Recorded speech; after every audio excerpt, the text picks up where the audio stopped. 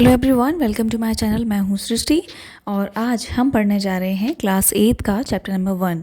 Book का नाम है हनी ड्यू। और इससे पहले मैं बताना चाहूँगी कि क्लास 6 और 7 का कंप्लीट सिलेबस मैंने अपलोड किया हुआ है इस चैनल पे, तो आप देख सकते हैं। तो आज की जो स्टोरी है इसका नाम है the best Christmas present in the world और इसको लिखा है माइकल मॉर्पुंगो ने। और ये बहुत ही अच्छी स्टोरी है, तो मैं इसकी समरी बताना चाहूँगी आप लोगों को। ये कहानी शुरू होती है जब ऑथर एक सस्ती सी रोल टॉप टेबल ख़रीदता है, और ये टेबल वो ख़रीदता है जंक शॉप से, यानी कि कबाड़ी की दुकान से। वो बहुत ही ख़राब कंडीशन में थी, उस टेबल की जो हालत थी बहुत ही ख़राब थी, लेकिन ऑथर को ऐसा लगता था कि वो उसे ठीक कर लेगा, तो इसलिए उसने उसे कबाड़ी की दुकान से ख़रीद लिया। अब क्रिसमस की शाम में उसने उसे संभालने के लिए वो बैठा और उसने उस रोल टॉप टेबल को रिपेयर करना शुरू कर दिया। उस टेबल के ड्रॉर्स आग और पानी की वजह से बिल्कुल ख़राब हो चुके थे। फिर ऑथर ने जब लास्ट ड्रॉर खोला तो उसमें एक सीक्रेट स्पेस था और उसमें था एक टिन का बॉक्स। जब उस बॉक्स को उसने खोला तो उस बॉक्स के अंदर उसे मिला एक लेटर, और उस लेटर पे लिखा हुआ था जिम्स लास्ट लेटर।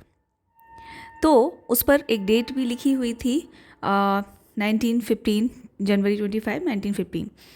तो ऑथर ने फिर उस लेटर को खोला और बड़ी ही क्यूरियोसिटी के साथ उसे पढ़ना शुरू किया। और उस लेटर पे लिखा हुआ था जिम मैकफर्सन, यानी कि ये जिम मैकफर्सन द्वारा लिखा गया था अपनी वाइफ कोनी के लिए। तो उसमें उसने एक इंसिडेंट बताया था जो कि सेम डे का था, यानी क्रिसमस डे का ही वो इंसिडेंट था। और ये इंसिडेंट था जब युद्ध के मैदान में, यानी कि बैटलफील्ड में, क्रिसमस डे वाले दिन इंग्लिश और जर्मन सोल्जर्स जो थे उनके बीच में युद्ध होना था। तो दोनों ही लोग युद्ध के मैदान में थे, अपने अपने ट्रेंच में थे। किसी ने ये सुना कि किसी जर्मन सोल्जर ने क्रिसमस विश किया हो इंग्लिश सोल्जर्स को, तो फिर उनको ये चीज़ क्लियर हुई कि हाँ ऐसा हुआ है। तो फिर इंग्लिश सोल्जर्स ने भी उनको विश किया, कुछ इंग्लिश सोल्जर्स ने उनको विश किया पलट के। फिर थोड़ी देर बाद उन्होंने देखा कि जर्मन सोल्जर्स जो थे वो उनकी तरफ बढ़ रहे थे, आ रहे थे। उन्हें ऐसा लगा कि एक ट्रिक हो सकती है उनको फंसाने की या उनको हराने की, लेकिन ऐसा नहीं था। जर्मन सोल्जर्स के हाथ में थी वाइन और मीट, यानी कि वो आ रहे थे सेलिब्रेशन के पर्पज़ से। फिर उन सोल्जर्स ने एक दूसरे को विश किया, गले लगाया, और इस तरीके से सेलिब्रेशन चालू हुआ। हैंस वोल्फ जो थे वो जर्मन ऑफिसर थे, उन्होंने हाथ मिलाया किससे, मिस्टर मैकफर्सन से, और दोनों ने एक दूसरे से काफ़ी बात की कई मुद्दों पर। फिर जो सोल्जर्स थे उन्होंने साथ में फुटबॉल खेला, खाना खाया, ड्रिंक एंजॉय किया। शाम को मतलब उन्होंने सेलिब्रेट किया और उसके बाद अपने अपने ट्रेंच में चले गए। लेटर पढ़ के ऑथर ने ये डिसाइड किया कि ये लेटर जिसके लिए है उसके पास पहुंचना चाहिए।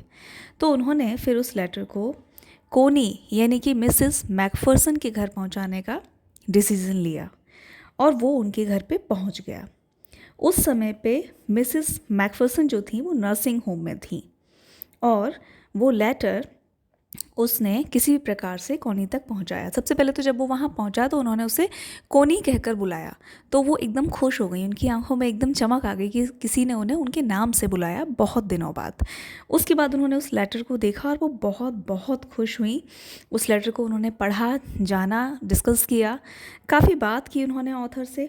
और कॉनी ने फिर ये बोला कि अब तक का मेरा ये सबसे बेस्ट क्रिसमस गिफ्ट था। तो इसलिए इस चैप्टर का भी नाम है the best Christmas gift in the world.